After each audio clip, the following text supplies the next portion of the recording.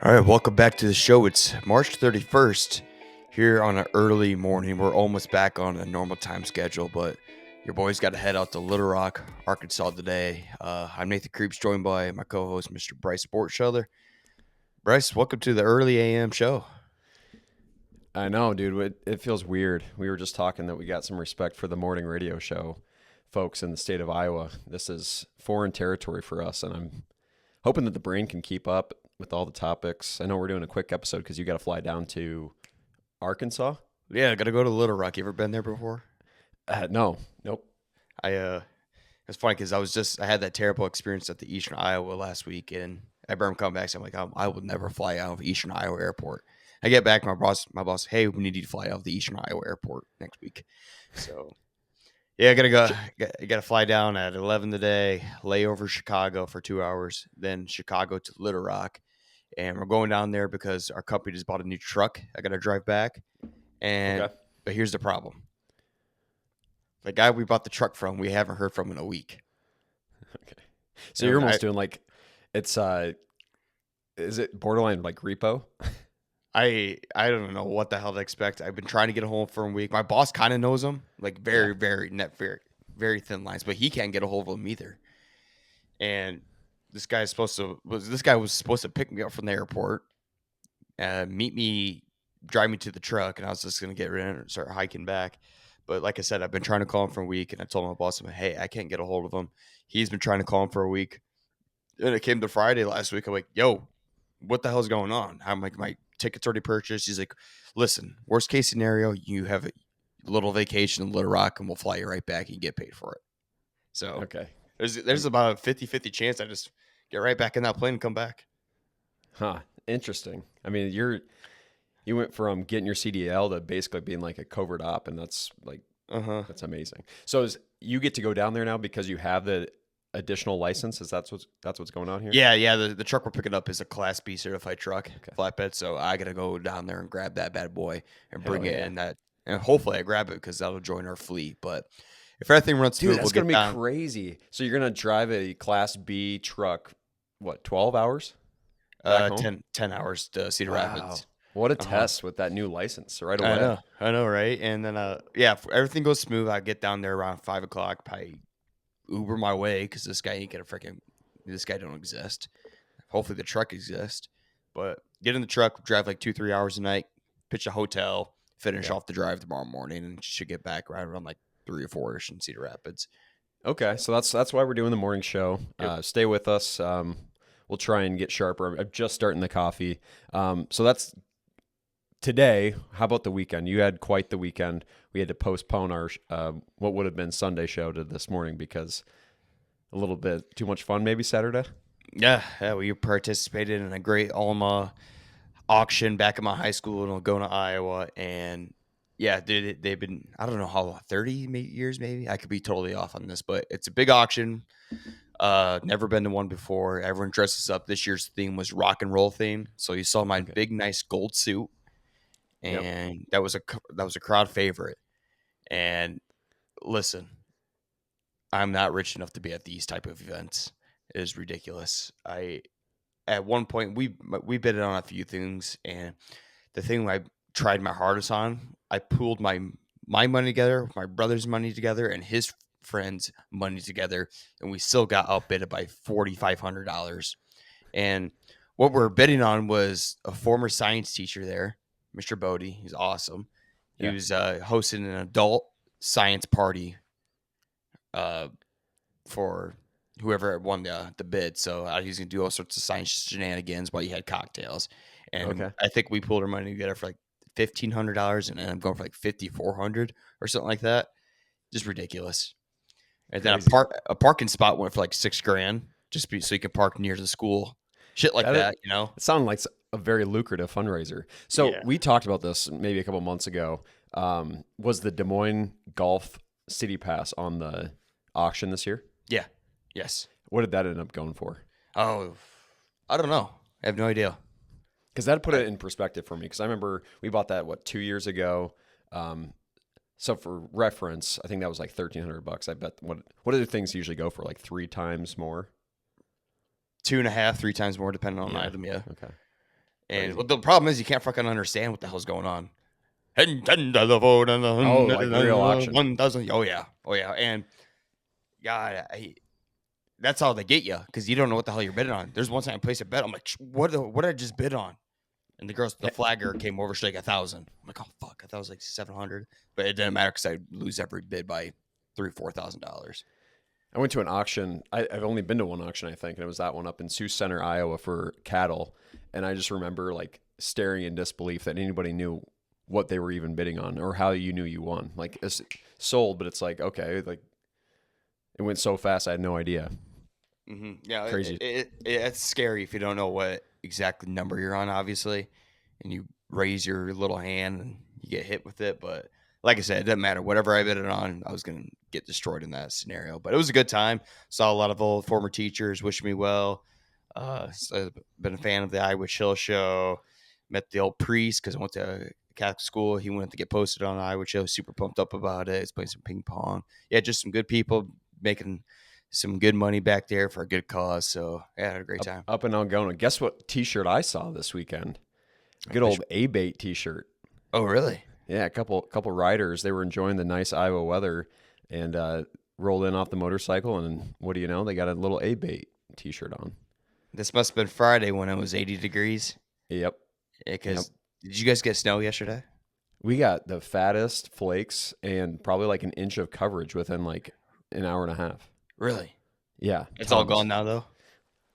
Woke up this morning, it was gone. Going to be like 50 degrees today. Going to be a really nice week, it looks like. But man, March had us on a roller coaster this year. Yeah, a little March sprinkle just to add a cherry on top to the end of the month. What were you up to this weekend? We didn't do anything. I messaged you, yesterday afternoon when we were kind of getting things scheduled, and it has been a busy start to the year. I feel like January through March is normally relax. You don't have as much stuff going on like you do May through October. We finally had an off weekend, and it was nice. It was really, really nice. Had we recorded at a normal time today, I feel like I would have been really refreshed, ready to go, which has not always been the case on this show. But yeah, we did a lot of cooking. We did some shopping, a couple workouts. Just kind of like refresh and get ready for the next week, which was nice.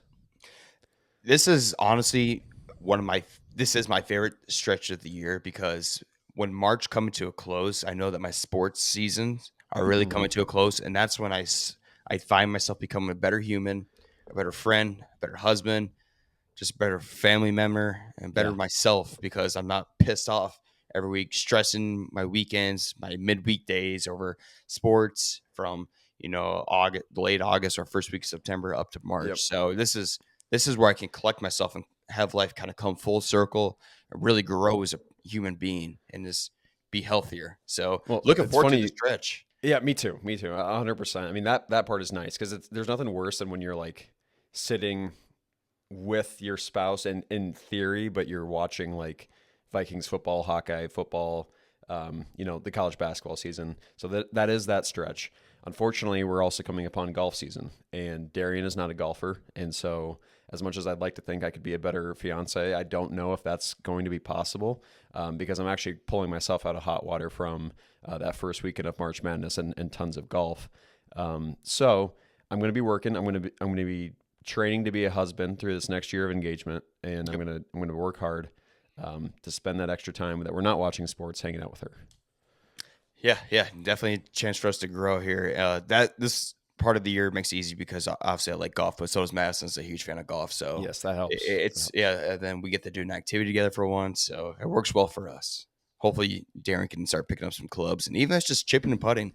Yeah, I mean, she's expressed interest. The next stage, I don't think it's getting her clubs yet. I think it's just getting her with my clubs in her hand and feeling comfortable. Definitely, like you said, hitting some putts because that would be a game changer. If she starts going out, I think I got double the amount of golf in me. But right now, it just kind of feels like a one-man show, and that just how that can't work in a relationship. Yeah. I'm looking at the notes here. Did you think you were going to get bombed this weekend? Oh yeah, I didn't know if I was going to throw that in the Iowa news section or if I should just recap it. But on Monday, we thought Waukee was getting an earthquake. 9:30 at night on Monday. What would that have been? The 24th. And all of a sudden, we're laying in bed and we feel like a giant rumble, and it almost sounds like a thunderstorm. Could have very well have been. but it just keeps slowly growing. And I'm like, this seems odd. Finally, it's loud enough where I go and look out the window, don't see anything, and don't really think much of it. I'm like, planes fly over here all the time. We got obviously the Des Moines airport, not a big deal. Wake up the next morning and the walkie-talkie town Facebook page says there were no flight logs that showed a flight going over this area. And everyone's like, well, that's got to be like a military plane then. It comes out on KCCI that a B-1 Lancer bomber from a North Dakota base flew directly over us. And, those things are only heard if they want to be heard, right? So they had their F-16 engines, their afterburners going because they were obviously not in the middle of a mission, but they were leaving possibly for a mission. So kind of a wild situation that everyone was freaking out about, but it's no longer a mystery. Yeah, I saw articles about that on the KC. I thought nothing of it, but I didn't know he was flying over at 9:30 at night. Yeah. I would have just been trying to get to sleep, and I got a freaking P-2 bomber flying over me in the middle of the night. At least if you're gonna do that shit, fly over I don't know, 12 o'clock in the afternoon during the day, Right. so we can at least see you and not be scared shitless. Right. Yeah, I had some friends saying that they were training on Duolingo in Chinese and various languages just in case this was the end. So it is not that case, but yeah, for sure. Why aren't you doing it in the middle of the day so that nobody's freaking out? Yeah, it's not because I was just when I was down in Texas, my cousin lived near the airport, and at the middle of the night, we'd sit up on the roof and we downloaded the flight tracker plane, Yeah. and he was close to the airport where cargo planes would be flying right over his house, and they'd be dropping as low as 1,200 feet. So we'd sat there, and that's what it reminds me of. So I've been obsessed with the flight tracker app, and you're right, they don't show military Yeah. planes like that on there. So I would have caught you by surprise. Yeah. Yeah. So would've 2 thought months this is ago, we it. had what? Well, I guess less than 2 months ago. A month ago, we had the fire, and now we have bombers flying directly overhead. So there's always something interesting going on in Waukee. Stay tuned. Always on your toes. Yeah. Speaking of Waukee, here we're looking at March 31st weather history. Okay. Specifically more Des Moines. Looks like you guys are tacking at today high of 51 degrees. Right. So all-time high in Des Moines for March 31st is, guess. Oh, it's got to be 75, 80. 84 degrees. Yeah. I'm pretty sure we had to set a record all throughout the state last Friday. I didn't check any of those temperatures because what'd you guys end up getting to? Do you know? Oh, at least 80 degrees. It was so warm. So windy though, of course. Yeah. The lowest temperature recorded in March 31st for Des Moines is 10 degrees Fahrenheit, 1924. Not terrible, but a little chilly. And the most precipitation is 1.36 inches, capping off with the most snow at only 2.9 inches. So Okay. seems like I could things have are seen a kinda little bit more snow. Yeah. I mean, hell, my family just got 12 inches last week. Right. Yeah. Or- Yeah. They were part of that little snowstorm, huh? It, Yeah, had it been a little colder, like just a little colder, it would have been interesting yesterday. Yeah, well, it rained all day yesterday. We never saw any snow. It was supposed to convert over to snow at some point, but I saw Des Moines was getting snow. But yeah, you're right. If it was just a little bit colder, probably looking at 3-4 inches maybe. Could have set a record. All right. And then on March 31st, looking back here a little bit, history here. March 31st, Iowa history includes a historic tornado outbreak in 2023. So only 2 years ago, with 29 tornadoes in the northwest side of Davenport County, including an EF4 tornado near Kyoto. So, I mean, this is where we're getting there to the outbreak season. I mean, last year's outbreak was in May, right? Yes. And you had a good call out. We should definitely bring on some folks from Greenfield, Iowa. Bradley Gebby would be maybe a good guest to bring The guy who back lost into the his Iowa Chill clubs. fold. Yeah. Yeah, Yeah. got to hear their experience because almost every month a new article comes out about how this was the strongest tornado out there in Greenfield somehow in the history of the U.S. So definitely get their perspective on it. On March 31st, Bryce, in 1865, we're taking back a little hike here. Colonel John H. Peters of Delaware County, Iowa, led his American regiment to a victory over brigade on the Confederate soldiers near Montebello, Georgia. Okay. So there's Right your Iowa history and the Civil War history.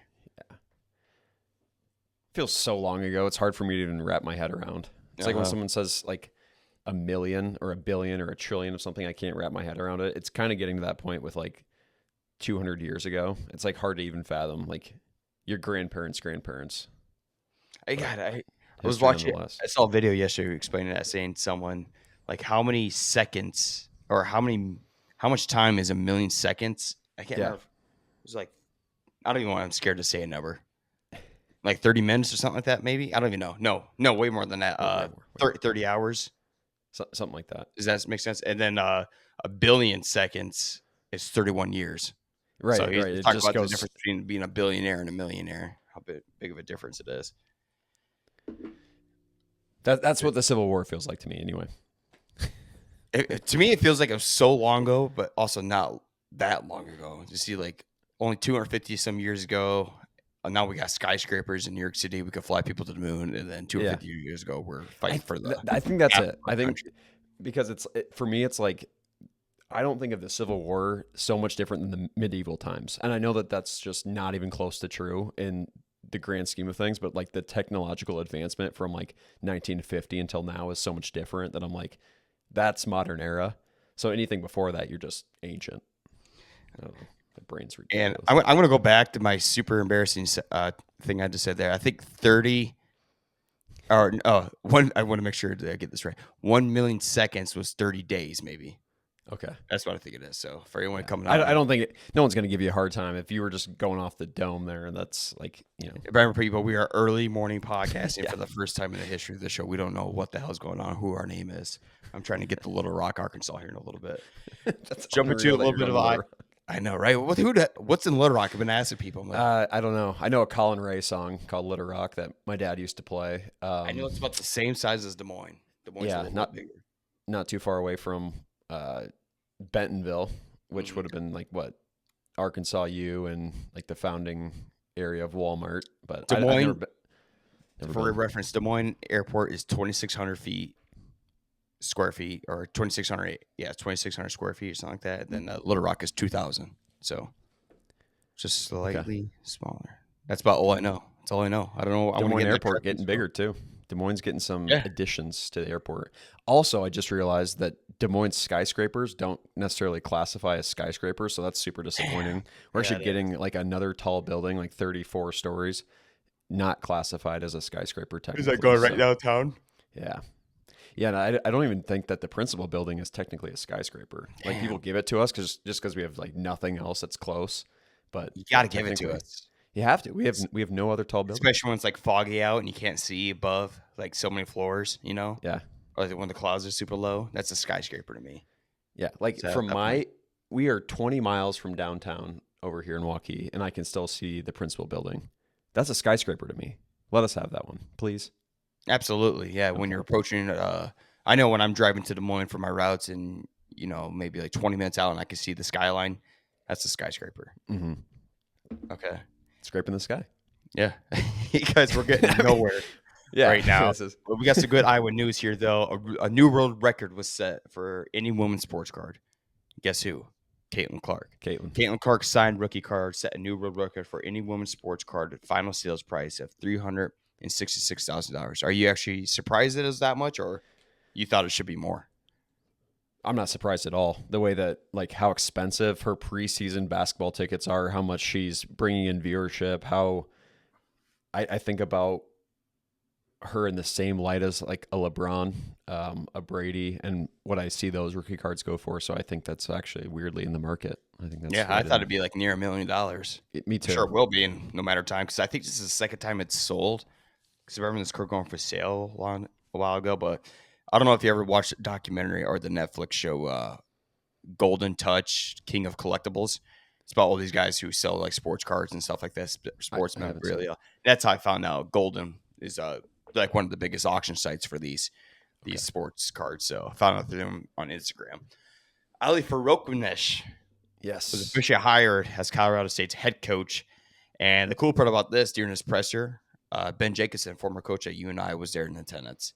So Oh, that's seeing awesome. everything come full circle. A lot of respect for Yes. Ben Jacobson's program, and Ali from Oaknish, when he was giving his presser, kind of talked about the foundation, what their program is going to be about, and he credited that to Ben Jacobson. And I've heard about being a family come first Yeah. system, and Mm-hmm. people say that all the time, but I know Jacobson's teams really mean the family first service, because at my old job at Iowa Sports Supply, the former assistant basketball coach Derek Netton, who is a longtime assistant coach for UNI, and came over to Iowa Sports Supply to work. I'm like, what was Jacobson like? He's like, family first guy, Mm-hmm. always. Yep. He's like, I had 5 children. I had to take care of my family, and he allowed me to make that happen. Yeah. So, Oh, 100%. So early Jacobson was when Ali hit the shot against Kansas. And then less than a couple of years later, they're back in the, going to be in the Sweet 16, should have been. And this is like the height of Ben Jacobson. He has a chance to kind of do what DeVries did, kind of do what McCollum did. And family guy, he wanted to stay in Cedar Falls and gets the long contract. And I want to say like it's just now like starting to expire, but yeah, he's always wanted to be family first. And my dad and I were texting back and forth that Ali had gotten hired, and my dad's first thing was like, I bet Jacobson's so proud. And obviously shows up to the press conference and just shows how much, his guys over the years have meant to him. yeah, Colorado State's been a really good program here with Yeah. Nico, who just left for Minnesota. So Ali will step up and take the head role over there at Colorado State. Good program. Mhm. I'd be fun to go play. You had Bone Board step out there for a year and play basketball in Colorado State. Be a fun little area to be a fan of. So shout out to Ali and Drake. Yes. Ryan New Harden makes coach. another fire hire, bringing in Eric Henderson as the new Drake head men's basketball coach, former South Dakota State head coach who was assistant coach under TJ Otzenberger. Well, see, we talked about this on previous podcasts is when Iowa was going to make a hire, make it someone who's connected to the program, who's connected to Yeah. the state, find culture. Obviously, you want to see a good strategic, high IQ basketball coach, but at the same time, you need culture, man. Yeah. And when it comes to culture, you need the Iowa culture feeling for fan bases to really connect. And you've seen it with McCollum already and what it's done. Otzenberger, obviously. And now you have Eric Henderson. So what an awesome hire from Brian Harden, who just does it again, and he did it in no time. The crazy thing for me nowadays is that South Dakota, that Drake men's basketball is a more preferred job over South Dakota State men's basketball. That's where you've seen the Drake program rise in the last decade. Yeah, they said it in the press conference. Like, there's now a tradition of winning here, and that's a really cool place to be because you're going to keep, hopefully, that pipeline going. What do you know about Eric Henderson? I don't know too much about him. South Dakota State's always right there in the top of their conference, around like 3. I think they finished 3rd this year behind St. Thomas, Minnesota. And then first place Omaha team. They finished a 20-13 record. He's got a career record at South Dakota State, 129-60, right? So a good margin of victory there. And so you obviously have a good coach, and now you're bringing in an Iowa cultured coach, right? So I think he's from like Maquoketa Valley or something like that. I was watching his high school highlights in the state tournament last night. I did just see that. Yeah. That's the most I know about him is because I just caught that clip. So, yeah, I'm all for it. I was thinking, let's go. Yeah. I'm back on the Drake bag one. So I went to a thrift store downtown East Village this weekend.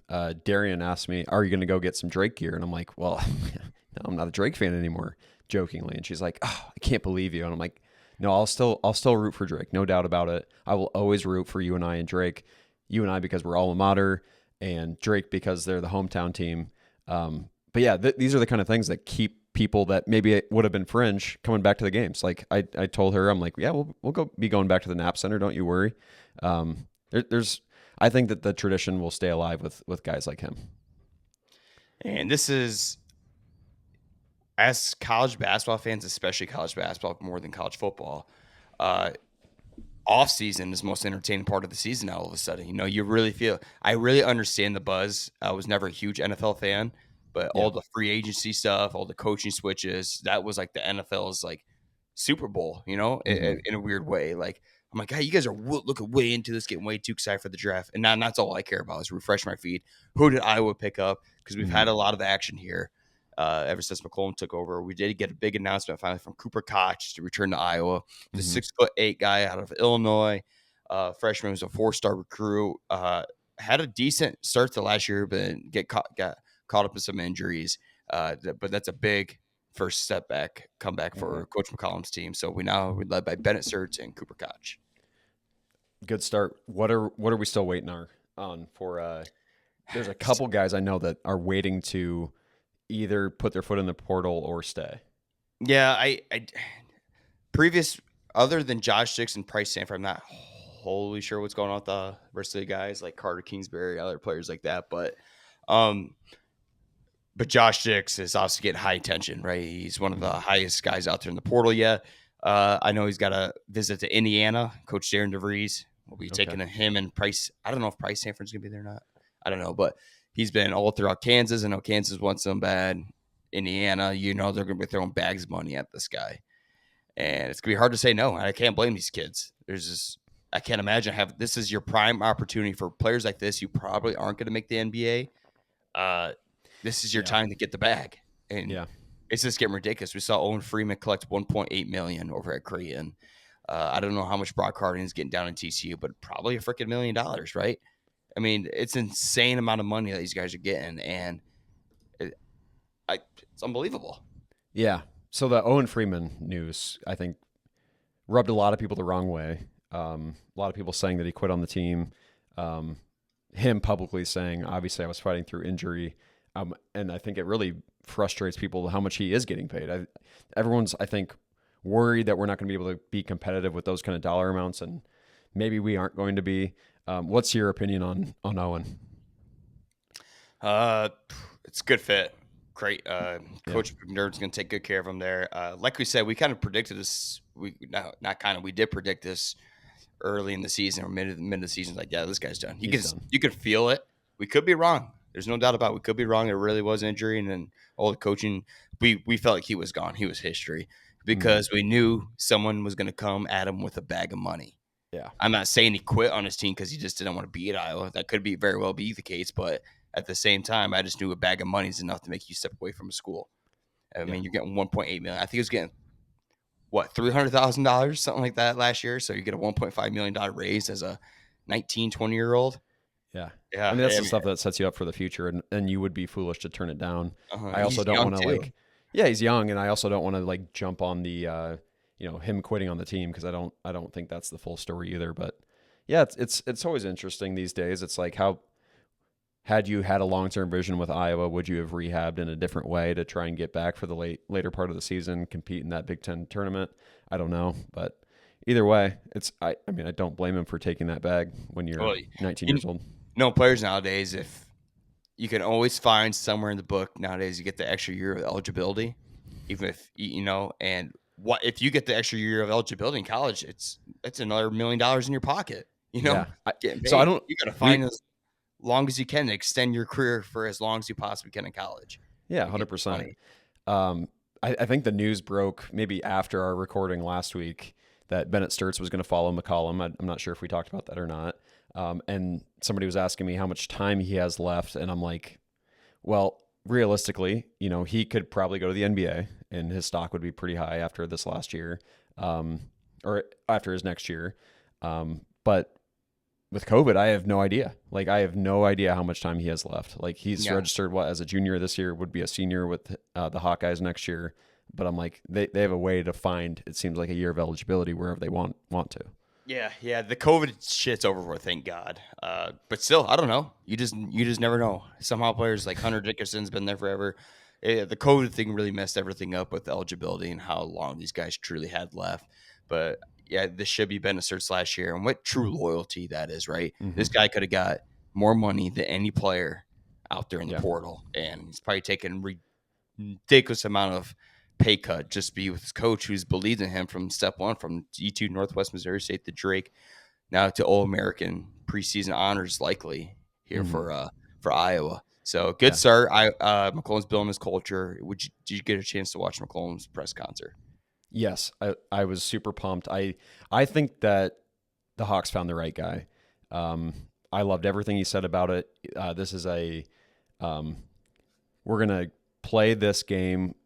We're gonna build this culture the same way that Chris Street, Why the is it always same way raining that I'm just throwing too many hands up. The same way that Chris Street played the game, and I loved everything about it. 7 minutes straight to business, answered the questions, answered some much anticipated questions about the tie, which he basically boiled down to the fact that he didn't want to figure out matching and style and fashion anymore, which I like that a lot. I loved everything about it. What was your takeaway? Most coaches typically nailed their presser. They're Mhm. good public speakers. Doesn't necessarily mean they're a good basketball coach, but he didn't just nail. He hit a flipping grand slam. I mean, he hit all the soft spots with the Chris Street. Yep. Hey, we're gonna play defense. We're gonna want you guys are gonna respect our players and love our players. And when you see us on the court, giving hustle, getting everything they have, they're gonna play like Chris Street, right? Mhm. And he really trying to connect to the fan base. He's like, we need you guys. We Yeah. absolutely need you there.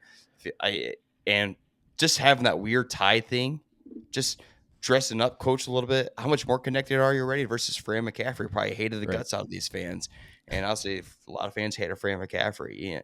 And just having a homegrown Iowa guy who's grew up an Iowa Hawkeye fan. This Mhm. guy is a smart basketball coach, but who really cares for the University of Iowa's basketball program and is trying to restore it. Yep. You dug up the clip from when we got to interview Coach back in January or February. I don't remember when. And there was mention of the fact that he used to be a Hawkeye fan. Obviously, he had his loyalties and his sights set on Drake basketball at the moment. But in that press conference, you could 100% see his true loyalty and his fandom from when he was a kid growing up and watching some of these guys, idolizing these guys. He name dropped 10 to 15 players. Clearly, he knows the history of Iowa ball, mentioned all the coaches that had helped build that program. And just, I feel like he has such a solid look at the future. I did have a couple conversations with people that were curious how he will be in the recruiting process, because obviously that looks a little different at D1 these days. He hasn't had to do that. Obviously, even with Drake, he brought over his crew of guys from Northwest Missouri State to Drake this year, and that's where they had all the success. What's your take on him being that in that position for the first time, really, and having to build a team with some of the guys that are adjusting to a new style, and then obviously looking ahead to the actual recruiting process? Man, recruiting is so different nowadays. I really can't even give you the answer for that. It really depends how much money you got to work with, right? Yeah. And how much can you really sell the culture on what he's been selling. He's like, hey, we win games.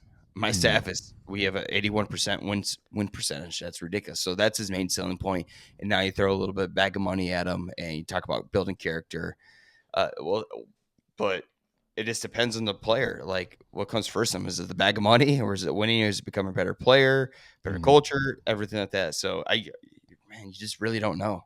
Yeah, I wasn't even too worried about that question. I'm like, you could speculate all you want. Obviously, he has no track record in that, like no experience in that at all. So, to me, he's a culture guy, and he's going to find guys that are um, high value, high morals, and he's going to find guys that want to fit into that system. So I'm like, I guess we'll just see. But for the time being, let's get the guys to stay, and then obviously let's rally around Bennett. Right. That's the most important part. Get the Dix and Stanford back, and then now you have an incredibly gifted, very high IQ, four talented players right there around your roster. I'm assuming some Drake guys like Isaiah Howard Mm-hmm. and then we're gonna follow over. So keep your eye out. Iowa definitely needs a big man yet down low for this team because right now the team's really just been at Serge and Cooper Koch. Yep. That's Yeah. Yeah. how it We is could use a couple nowadays. more guys, huh? Uh-huh. And Iowa State's had a few players left. We won't get too much detail on Iowa State. They did get a big center over there from Virginia. So Iowa was able to replace Deshaun Jackson within a week, which is peace of mind for Iowa State. That's And big. in the Ottsburg area, he's always going to bring dudes in. That's what he does Mm-hmm. in names. Mm-hmm. We're going to wrap up this podcast with when I look outside, I feel like it's almost time for come on over to To Adventureland. Adventureland, Gonna have gonna a have a fun-filled fun-filled day. day. We're gonna rank in our top 5 all-time Adventureland rides. And Bryce, I don't know how you built your list, but I'm going off rides that are not there no longer, but Okay. growing up history of it, and some rides are currently there, and some have Mm, had the biggest impact on me. yeah, I did not. Well, I don't think I have any non-existent rides or rides that have been closed anymore. I would like a moment of silence for some of the rides that have fallen. Um, Maybe after this segment. My number 5, Bryce, for the top 5 best Adventureland rides all time is the Tornado. The Tornado is a gift that keeps on giving. The way if we didn't know what to do, my cousin Michael and I, if we didn't know what to do throughout the adventure, let's just go ride the Tornado a couple times and figure it out, and then we'll move on to the next part. The line was never super ridiculous. It wasn't a very long ride, so you're able to get people on the coaster, off the coaster, and Mm-hmm. At one point, it was probably my favorite ride, just because how many times I've definitely rode the Tornado more than any other ride at Adventureland. Me too. Me too. And I love everything you said about it. I love the danger of the old rickety wood. Yeah, that And is kind of sketchy. you'll see it on my list. You'll see it almost in a flip spot. Little foreshadowing here. The Tornado is a old reliable. You can always go to it, and it's a little bit scary because you never know if that old wood's going to hold up. Mm-hmm. My number 5 is the Sidewinder. One of the terrifying rides as a kid that I would never ride. I was too scared. Finally started riding it maybe like 15, 16 years old, and I'm like, yeah, this is the best ride ever. I believe that it's recently back in commission too. I think it was closed for a little while, but I think she's back up and running. Wow, you know what? Because of you saying that, I totally forgot about one of my rides, and I'm gonna have 2 first places because of that. Okay. Now I can't believe I forgot that. Yeah, Sidewinder's a great ride. Absolutely love it out there in the Outlaw area. Opened in 2004. I remember the first year it was open. I was 9 years old, and I was terrified of it. And it took me 5 years to finally ride that thing. Open when? 2004. Damn, it's that old, huh? Okay. Mm-hmm. Yep. I'll circle back with the Sky Ride. It's not a ride. It's part of getting from one end of the park to the other. But if you have a ski lift in your facility, I will be riding it. It is my favorite part of the state fair. It's my favorite part of Adventureland because you get that breather. Sometimes you feel a little nauseous after maybe a spinny ride, and the Sky Ride will get you right back where you need to be. Yeah, so calm and collective. It's a great ride. You just got to worry about getting on and off. That's always scary because I always feel like the people are yelling, "Hurry, go, sit down, stay in the red square." You know, that's a little scary itself. There's a little thrill to it, but once you're on, it's just peaceful, man. People watching up there, you can't beat it. Yep. My number 4, Bryce, is the Raging River. And when we were growing up, we knew we were going to Adventureland for the week. My cousin and I would whip out a list and order what rides we want to hit. We made sure the Raging River was our first ride because the line is absolutely ridiculous midday for the Raging River. So we always had to go hit that first and catch some crazy currents out there in the Raging River, and I loved it, man. You can only ride it one time a day though, because once you do, it's unless you want to wait for an hour and a half, 2 hours, ain't worth it again. Especially midday. You're talking like mid-July, middle of the day. People are so hot; they need that refreshment. You're not going to be getting on that less than 30, 40 minutes. Yeah, get the full experience off getting splashed out there. So great ride, terrible line. Number 3, Bryce, is the Sidewinder. At one point was probably my favorite ride too. I could have rode that. That's probably my second most ridden ride out there in Adventureland. And when you get the Sidewinder, what's next. It's the Adventureland water park, right? You're making your way through Adventureland, and you got to stop at the Sidewinder. And then right next to the Sidewinder is the Dippin' Dot station. So get my Sidewinder, get my Dippin' Dot. About that. Yeah, awesome. So love the Sidewinder. Awesome ride. Hard to find Dippin' Dots unless you're at Adventureland or state basketball. But yeah, I was going to say state shout basketball. Out to Dippin' Dots, man. Yeah, I didn't even mention Adventure Bay, but that is, I almost toss out most rides just for Adventure Bay. Love the wave pool, love all That's its own category. It's really its own category, so I couldn't include it, but great water park. Rivals, only Lost Island can rival Adventure Bay. Are you circling back with 3? Yeah, that was I just gave you my number 3 was Sidewinder. So you're at 3 too. Storm Chaser. Have you ever been on the Storm Chaser? You're basically on like a cable car at the very end of like a cable, and you're just getting spun around up and down, up and down. I might be getting this confused. I know what it looks like, but I might be getting it confused with one of my favorites because now that I have it on my list, I don't actually think it's a favorite, but I do like these kinds of rides, so I figured it was okay to put on there. Is that the thing raises you up really high and you sit in those seats? Yeah. Yeah, it's always every time we go as a family trip, it's always out of commission, so we never even get a freaking chance. Right. And I'm seriously saying now, I have not been on that ride. I don't know why it's on here. I bet the view's great. But I know what area it's in, and the ride that I like is over there. I just couldn't find it. Got ya. What's your number 2? Space Shot, another one that I couldn't ride when I was a kid, but I love the Space Shot now. There's nothing more exhilarating than that first launch. You're anticipating the launch, and then that free fall moment and then it just launches you right back up. Space Shot will always have number 1 terror It might not be the number one terror, but it's always going to be in contention for most terrifying ride in Yeah, Adventureland. that little when it raises up a couple feet, all of a sudden I hear that. Yep. You know Oh you're about yeah. to get freaking Yeah. sent. You're It's getting launched. scary. It's Hmm. awesome though, but there's no cool feeling when Then you're you get like to a see all of 15. Altoona or all the park, uh and you're just like, okay, this is cool, and you're free falling right back down. Yeah, there's no cool feeling because when you're a 15-year-old and you're brave enough to get on it, and there's always girls at Adventureland. That's why we love Hmm. Adventureland. They're trying to pick up a little teenage girls when you're at that age, and you're brave sitting there, then you just get Yep. sent. But awesome feeling. Bryce, my number two is the ski lift. I'm glad Yeah. to hear that the ski lift made you. It was our unbelievable. I loved it so much. It was so chill. Like I said, just getting on was a little scary because you get yelled at. But getting on a ski lift, man, it was just so peaceful, so chill. Enjoy the park. Yep. Rewind for a second. Maybe eat some Dippin' Hmm. Dots while you're on it. Talk some shit as some other little kids pass you by Yep. it. Yep. And we always like looking for lookalikes Yeah. up there is Yeah. is our hunting ground. So absolutely love the ski lift. More Yeah. every place needs a ski lift. Best place to find a doppelganger on the ground. I love the fact that there's always like stuff being like in the trees on top of buildings because people can't resist like throwing something from when you're high up in the air. Yep. You have to throw Shit something all down. there's shit on top of the buildings up there, like stuffed animals. Yep. Classic. Hmm. Hmm. Bryce, my number one, remember I got two here. The one I forgot to put on my list was Space Shot. So quick shot Okay. again, Space Yep. Shot, number one Hmm. ride, historic for Adventureland. Hmm.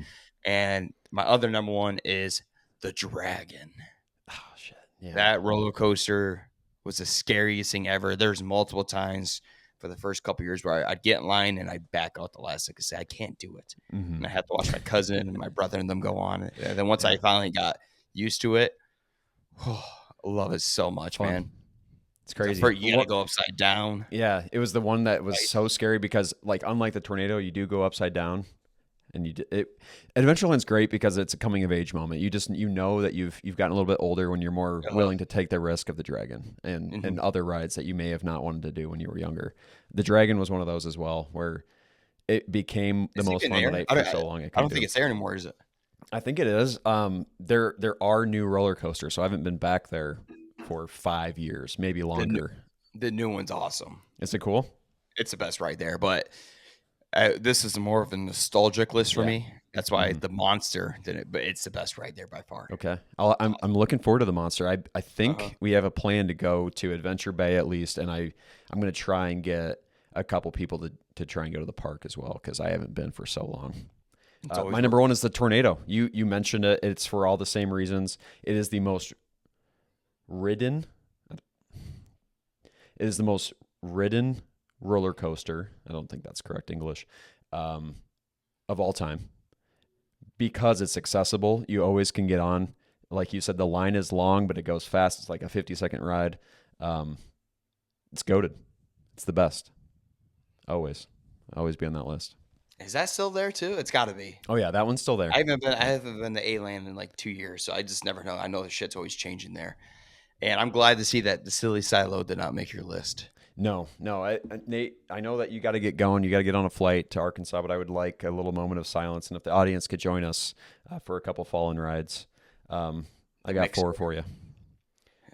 The log ride, Yeah. Oh, classic.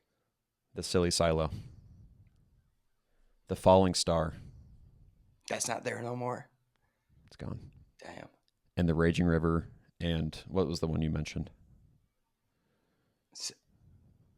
The mixer. The mixer.